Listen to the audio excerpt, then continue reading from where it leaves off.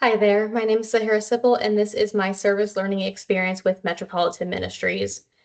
So jumping right into my initial expectations versus reality, overall, I understood going into the role that I would be making a meaningful contribution to the community through their food warehouse, which is located just near the USF Tampa campus. And I understood that I'd be able to apply my supply chain background to the role as it is a warehouse, and that it would be very demanding, labor-intensive work with moving pallets and other goods in and out. And overall, this is exactly what happened. There wasn't any experience that I did not expect would occur while doing this volunteering. And it was really what I expected going into it.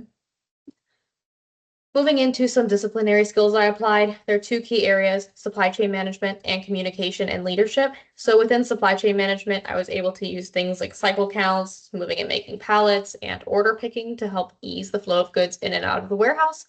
And I was able to use my communication and leadership skills. So things like team collaboration, leadership, I was able to set a plan for the group of volunteers for the day to allow us to efficiently tackle the goal and make the most of our time.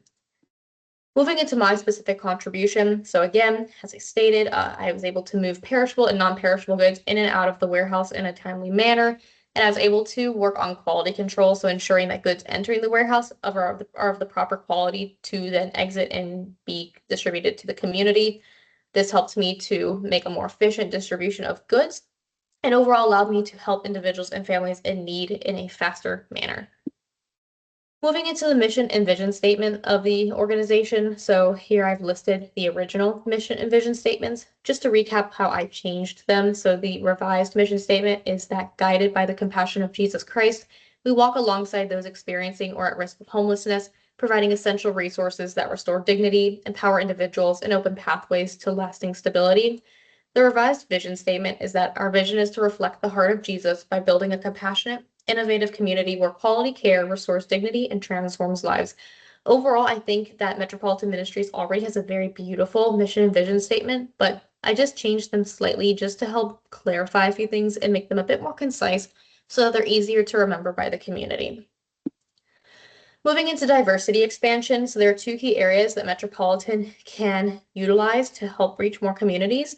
The first is Florida partnerships. So increasing partnerships with other organizations within Florida can help move goods to those that need them most and can help increase reach and distribution. This could also help with things such as if we have excess of a certain resource here in the Tampa Bay area, we can then move them to communities that might be short on those when they need them most, and then vice versa. If we are short on anything, other communities can help us. We can also use community events, so hosting things like pop-ups, seasonal donations, community drives, things like that can help increase awareness of our organization and help reach more people. Next, some ethical dilemmas of nonprofits. One is resource scarcity, so there will never be enough resources to go around, and we need to determine where to send the goods and which populations take precedence in these receipts. So that is one area. Another is transparency and communication. So organizations need to remain truthful and true to their mission, but also instilling hope in the community, ensuring that we are boosting up the community.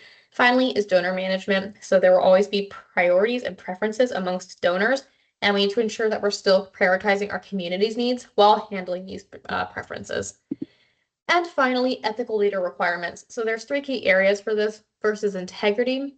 So leaders should remain loyal to the organization's values, and they need to be able to confront the inevitable difficult situations that will arise with a certain poise and grace about them to still uphold the organization. Another is transparency. So we need to remain open about the limitations and the needs of the organization and our overall goals. And we need to communicate openly with stakeholders. This ensures we get what we need to serve the communities that we need to serve. Finally is fairness. So we need to balance all of the needs of the stakeholders, so clients, volunteers, donors, and the community at large. And we need to be able to treat individuals and communities with dignity and respect. That concludes my presentation. Thank you so much.